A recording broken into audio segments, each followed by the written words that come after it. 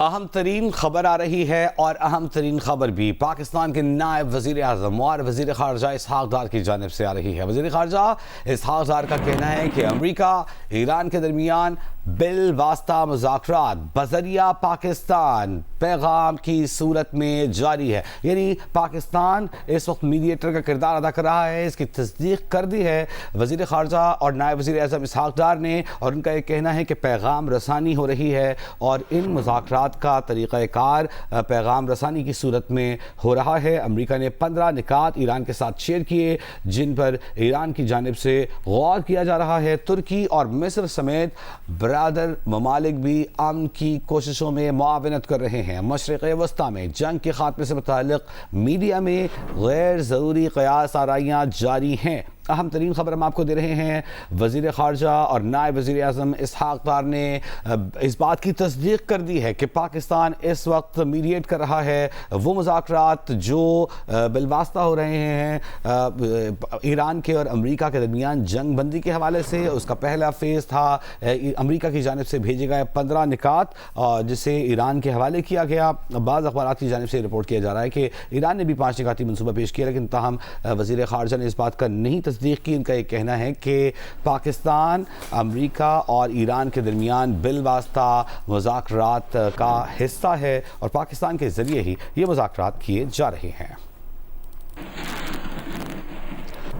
اب سے کچھ دیر پہلے ترجمان دفتر خارجہ نے ہفتہ وار بریفنگ دی، کہا کہ امریکہ اور ایران کی رضامندی سے پاکستان بامانی اور نتیجہ خیز مذاکرات کی میزبانی کے لیے تیار ہے۔ پاکستان معاملے میں خاموش نہیں، سفارتی اور میڈیا سطح پر مسلسل رابطے جاری ہیں۔ پاکستان کشیدگی میں فوری کمی، جنگ بندی اور پرامن حل کے لیے مسلسل سفارتی کوششیں کر رہا ہے۔ وزیر اعظم خطے اور اس سے باہر اہم فریقوں سے رابطوں کی خود قیادت کر رہے ہیں۔ وزیر خارجہ اسحاق ڈار بھی خطے اور اس سے باہر اپنے ہم منصبوں سے مسلسل رابطے میں ہے۔ وزرائے خارجہ سے رابطے میں کشیدگی کم کرنے پر زور دیا ہے۔ پاکستان کا موقف واضح ہے، امن، استحکام اور مذاکرات ہی مسائل کا واحد حل ہے۔ پاکستان خلوص نیت اور واضح مقصد اور فوکس کے ساتھ پل بنانے میں، جوڑنے میں اصولی اور فعال کردار جاری رکھے گا۔ ترجمان دفتر خارجہ نے کہا کہ سفارتی رابطوں اور مبینہ سفری منصوبوں سے متعلق غیر مبینہ خبروں پر تشویش ہے، قیاس آرائیوں سے گریز کیا جائے، درست معلومات کے لیے صرف سرکاری ذرائع پر انحصار کریں۔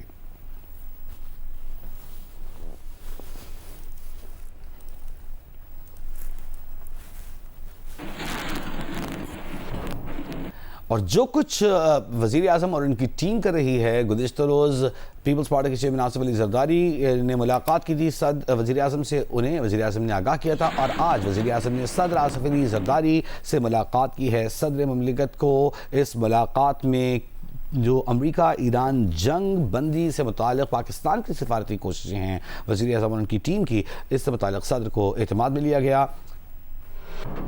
ایاز اکبر ہمارے ساتھ ٹیلی فون لائن پر موجود ہے۔ ایاز، یہ وجہ بڑی اہم ملاقات ہے۔ یہ ملاقات اب اس وقت ختم ہو چکی ہے جو کہ ایوان صدر میں ہوئی ہے۔ جیسے کہ آپ کو معلوم ہے اس وقت مشرق وسطیٰ میں جو اس وقت موجودہ صورتحال ہے، جنگی کی جو کیفیت ہے، اس حوالے سے پاکستان جو اس وقت اپنا کردار ادا کر رہا ہے تصفیے کے حوالے سے، اور جو یہاں پر ڈائلاگز ٹاکس ہونی ہیں اس حوالے سے جمعرات کو بڑا اہم اعلیٰ سطح اجلاس ہوا تھا جس کی صدارت وزیر اعظم شہباز شریف نے کی تھی، جس میں عسکری قیادت بھی موجود تھی۔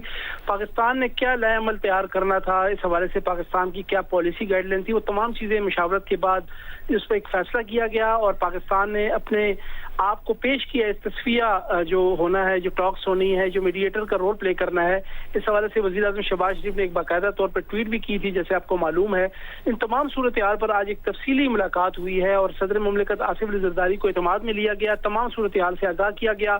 اس وقت نہ صرف جو جنگ کی بات کی سیکیورٹی صورتحال ہے، بلکہ اس وقت جو ہماری اکانومی کی صورتحال ہے، خصوصی طور پر جو انرجی کرائسس ہے، اس حوالے سے بھی ذرائع بتاتے ہیں کہ تفصیلی گفتگو ہوئی ہے، اور اس حوالے سے صدر مملکت نے پاکستان کی کردار کو جو ہے وہ سراہا بھی ہے، اور پاکستان کی اس کردار کو جو ہے انہوں نے کہا کہ ہم حاضر ہیں، ہم موجود ہیں، ہم اپنا کردار ادا کرنے کو تیار ہیں، جس سے نہ صرف ہمارے پڑوسی ہمسایہ ممالک بلکہ جو پوری دنیا میں اس وقت کشیدگی ہے اس کو کم کرنے کے حوالے سے، ختم کرنے کے حوالے سے پاکستان اپنا مثبت کردار ادا کرنے کے لیے اپنے آپ کو پیش کر رہا ہے۔ بہت شکریہ ایاز اکبر۔ मशरिक़ वस्ता की सूरत हाल, पाकिस्तान की सिफारती कोशिशें, वज़ीर आज़म और उनकी टीम की जानिब से जो कोशिशें जारी हैं, जिन मराहिल पर ये मामला पहुँच चुके हैं उस पर सदर को ब्रीफ किया वज़ीर आज़म ने।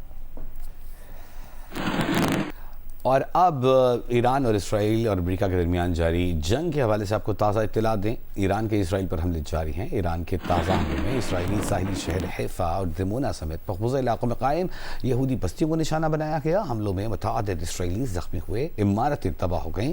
इसराइली फ़ौज का मुतअद्दिद ईरानी मिज़ाइलों को फ़ज़ा में तबाह करने का दावा। दूसरी जानिब हिज़्बुल्लाह के हमले में इसराइली एलीट फोर्स के फ़ौजी की हलाकत का इतराफ़ किया गया है। इसराइल की जानिब से पासदारान इनक़लाब के मुताबिक इसराइल के 70 से ज़ायद मक़ामात को निशाना बनाया। चाबहार में ईरानी फ़ज़ाई हदूद में अमरीकी F-18 को भी निशाना बनाने का दावा किया गया है पासदारान इनक़लाब की जानिब से। ताहम अमरीकी सेंटकॉम ने ईरान के दावों की तरदीद कर दी। कहा कोई अमरीकी तैयारा निशाना नहीं बना। अमरीकी अखबार न्यूयॉर्क टाइम्स की रिपोर्ट के मुताबिक खलीजी ममालिक में ईरानी हमलों के बायस 13 अमरीकी अड्डों पर बड़ी तबाही हुई है, जिसके बायस अमरीकी फ़ौजी वर्क फ्रॉम होटल पर मजबूर हो गए हैं।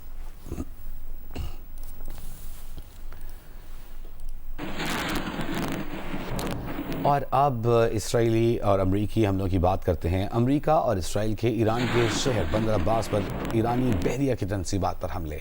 पासदारान कोर की बहरिया के सरबराह को शहीद करने का दावा किया गया है अमरीका की जानिब से। ताहम पासदारान इनक़लाब ने इसराइल के इस दावे की तस्दीक नहीं की है।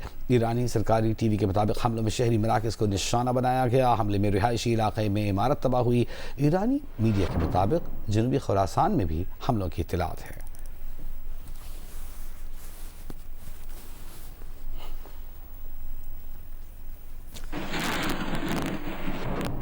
और जंग के अफसोसनाक असरात ज़ाहिर होना शुरू हो गए हैं। ईंधन की कीमतों में इजाफे के बायस मुल्क की तमाम एयरलाइंस ने किरायों में इजाफा कर दिया। नुमाइंदा खुसूसी जियो न्यूज़ तारिक अबुल हसन हमारे साथ मौजूद हैं।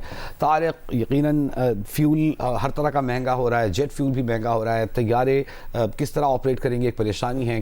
कितने बढ़ाए गए हैं किराए? कीमतें हैं वो मुल्क में दुगनी हो गई हैं, जिसके बायस एयरलाइंस ने भी जो है वो अपने किराए बढ़ा दिए हैं और कराची से इस्लामाबाद और लाहौर के किरायों में तकरीबन 40 से 50 हज़ार रुपए तक ये किराए एक तरफा किराए पहुंच गए। यानी अगर हम दो तरफा किराए की बात करें तो ये 80 हज़ार से 1 लाख रुपए तक जो है वो इन किरायों में इजाफा हो गया है। इसके अलावा बैनुल अक़वामी किरायों में भी इजाफा हुआ है और उसका भी इम्पैक्ट जो है वो 3 से 7 लाख रुपए तक का इम्पैक्ट जो है वो जो लॉन्ग हॉल फ्लाइट्स हैं, यानी न्यूयॉर्क और कनाडा वगैरह की इन फ्लाइट्स के ऊपर इतना बड़ा इम्पैक्ट आया है। जी, बहुत शुक्रिया तारिक अबुल हसन।